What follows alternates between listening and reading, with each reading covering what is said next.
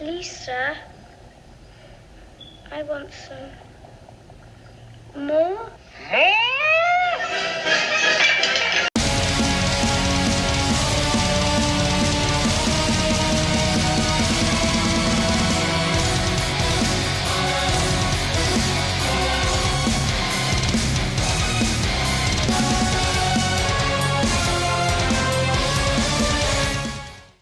Hi guys, this is Tobiasobi, and today I'm going to share with you an easy Pierce Heavy Bowgun Set, a poor man's Pierce build, or poverty set if you will. That's right, not all of us are blessed with Monster Hunter God Jewels. That includes folks such as myself who have played a bazillion hours of the game. In fact, I still remember helping my niece get ready for Iceborne by increasing her nearly non-existent jewel collection after she took like a 6-month break from the game.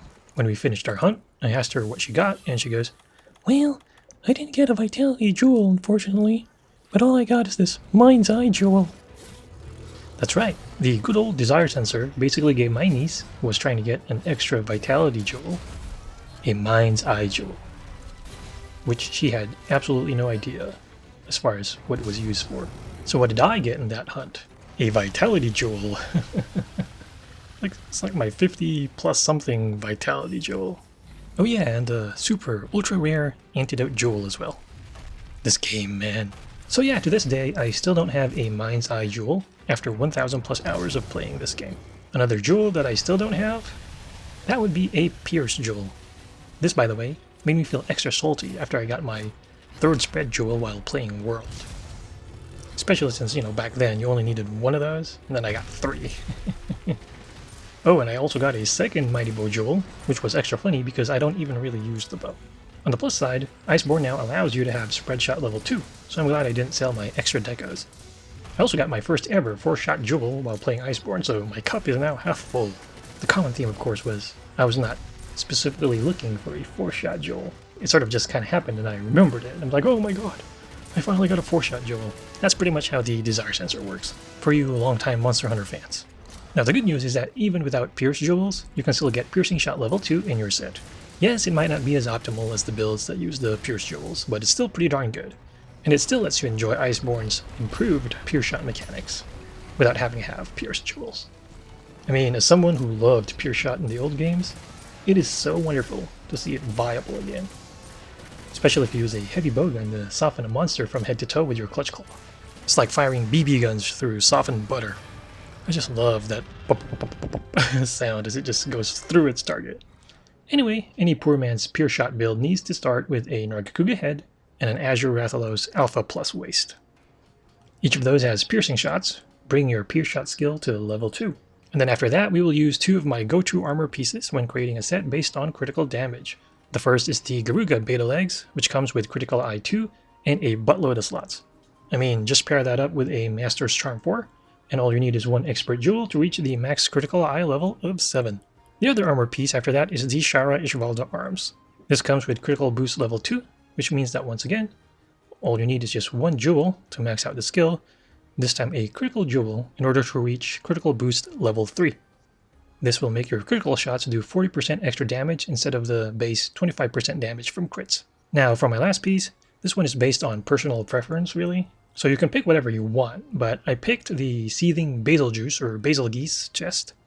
This one comes with guard level 2, meaning you only need 1 more Iron Wall Jewel to reach guard level 3.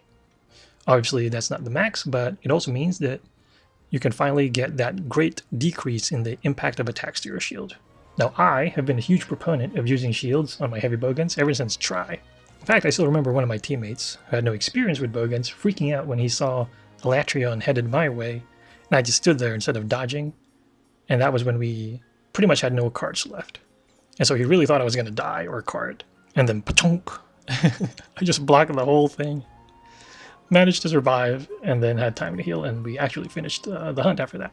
Yeah, so normally that would actually be a 1-shot in my case, because I had really frail gunner armor, but my teammate who was freaking out at that time was now freaking out after the hunt for a different reason. And he was like, "That was so cool, how did you survive that?" Yeah, and I don't even think that bowgun shields were as good back then as they are now, because now you have so many more options as well to sort of strengthen your defense, at least when using shields. Anyway, I have several variations of this set. one for using Pierce with the Shara Hishvalda Heavy Bowgun Solemn Reflection, and another with the Nargacuga Heavy Bowgun, the Baleful Knight. Another option is the Tobikadachi Heavy Bowgun, but the Narga Heavy Bowgun is essentially a better version of that. So you'll only want to use that like early in the game when you can't make the other two yet, or well, at least the Nargacuga one yet.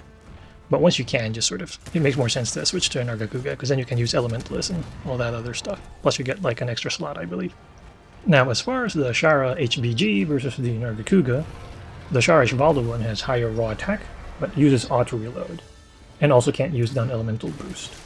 In contrast, the Nargacuga Heavy Bowgun has lower attack power, or raw, but it can use non-elemental boost, which still doesn't quite get it up to the level of the Shara Hishvalda Heavy Bowgun damage-wise per shot, but it also comes with the advantage of being able to just spam more shots more quickly due to its high clip size, as opposed to the slower auto reload.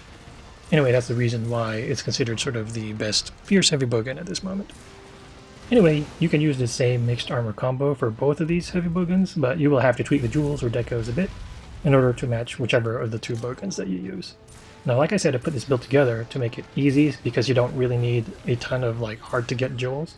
And on that note, the only potential challenging thing here is that you need 3 Tenderizer jewels, unless you swap out the Basil Juice or Basil Geese chest for something that has weakness exploit.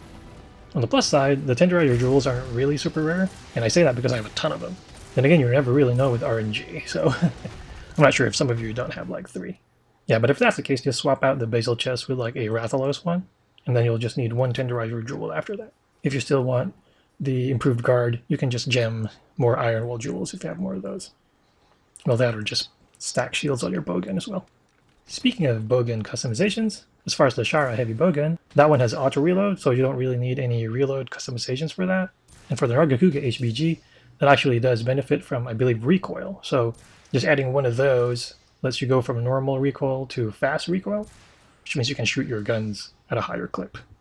Now, as far as the special scope, I was kind of leaning towards putting it or not putting it. And like in one case, I had it in one of the bowguns and then not in the other bowguns. I actually love the scope customization for my spread heavy bowguns because it's pretty easy to use when you're up close.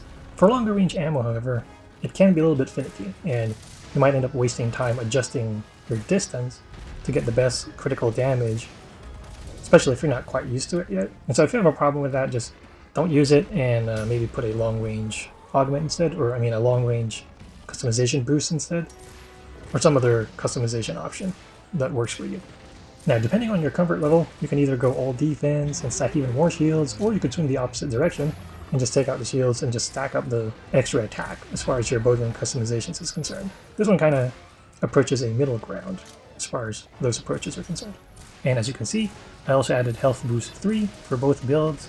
I just like the extra margin of safety when I'm gunning, especially since your physical defense can be a lot more squishy.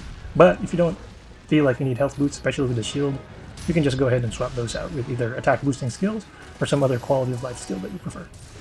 Anyway, there you go, my poor man's Pierce Heavy Bowgun set.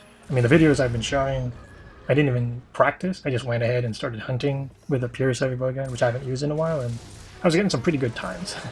And it works especially well against Ruined Nerd Gante, who always is like tripping left and right because I was constantly breaking parts. And even in one of the multiplayer hunts I showed, I ended up getting like the award for like the most parts broken or something like that. So that's one of the fun things about using a Pierce Heavy Bowgun build. Anyway, what is your Pierce Heavy Bowgun build? Please feel free to share it to everybody else if you have a pretty cool one. As always, if you have any thoughts or questions, go ahead and leave them in the comment section. Once again, this is Tavio Sobi, and thank you for watching.